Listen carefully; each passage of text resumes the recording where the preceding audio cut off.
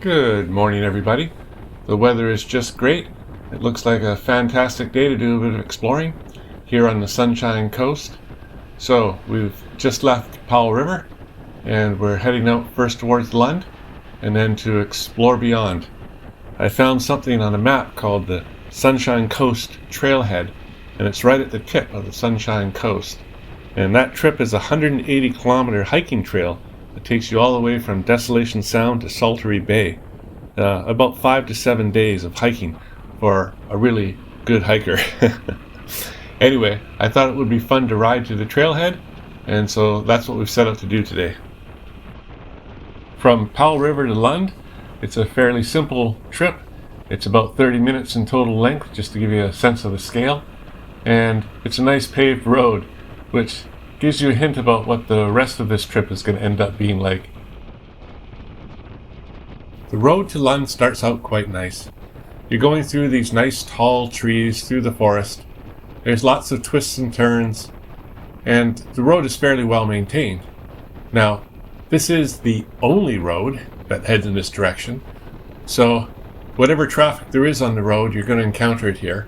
But we didn't encounter much, so that was nice too.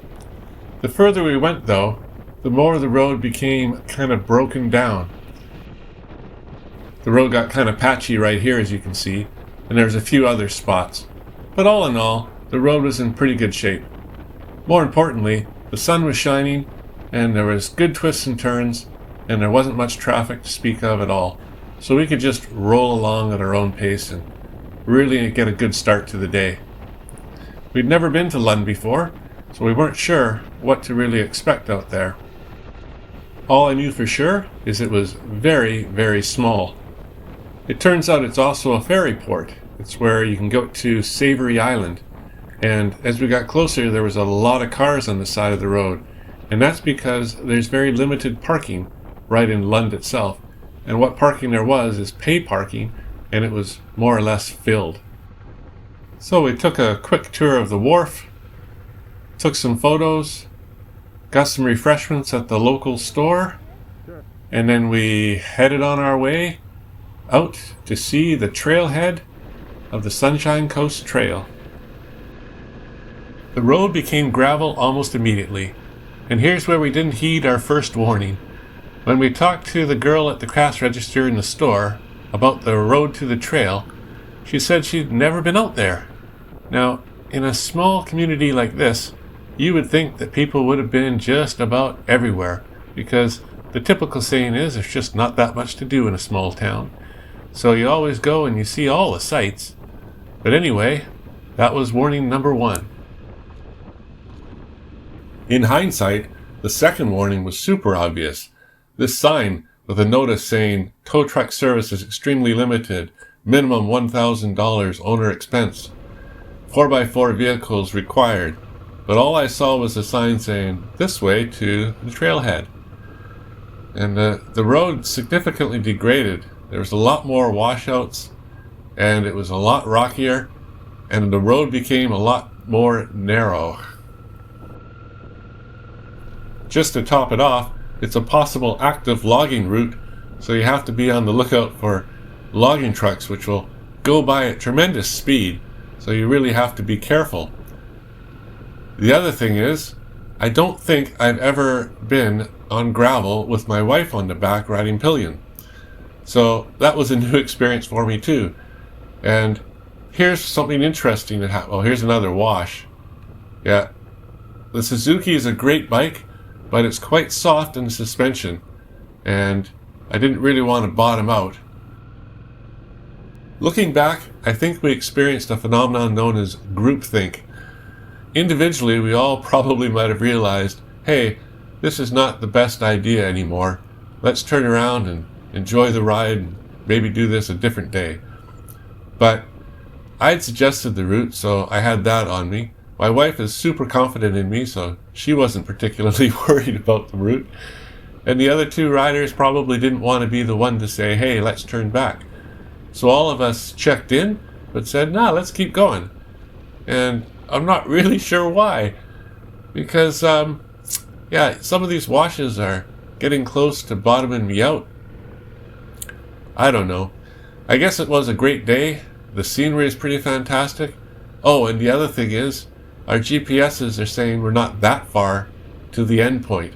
That always gets you. If there's a long way to go, it's easier to turn around. But if you're really close, you think, oh, it's just a few more kilometers.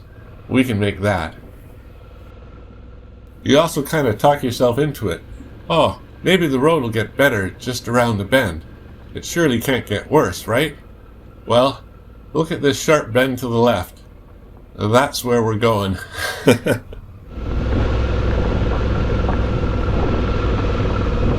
Now this old 2009 Suzuki was one of the first bikes to get ABS, first adventure bikes. And, well, you can't turn the ABS off. At least I don't know how to. So that's an added treat when you're going downhill on gravel.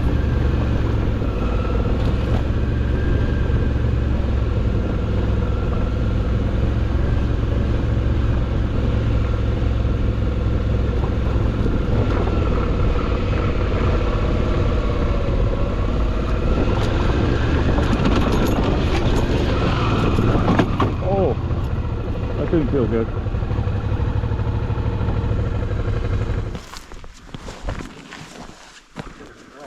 Everything looks okay. God, I don't like you having that cooler on the front with no skid plate. I know. Oh, Jesus. It, What do you think you hit? Well, it would make sense if you hit your stand in the back there. something hit here. You okay? It looks okay. All right. I'm off the map. My bike thinks we're nowhere. So mine died too. But it says we're like... Well, now it says 5 minutes away. Well, there's a clearing right over there. It's a lot rougher than I thought it was going to be. No, and we got to watch it too. I was just telling Tracy, remember, the danger's always coming downhill, never going uphill. Yeah. So there's a lot of really tricky spots when we go up that we're just going to have to do. Yeah. Well, there's the Sunshine Coast Trailhead here. Even at this point, our plan was to press on, but the road became even steeper, and we decided it wasn't worth it. So we did turn around, and I think that was the right decision for this trip with these bikes.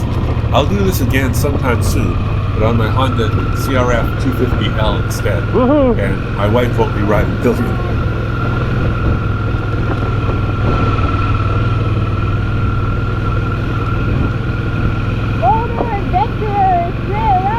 Yeah. Well, with any journey in, you also have to get back out. And we had a great ride on the way out. Sure, there were a few bumps, but this was quite the adventure, and we really enjoyed this part of the trip. And we have evidence for how bumpy the road was. This can was in Sean's top case, and fortunately, he didn't have anything important in there that got soaking wet.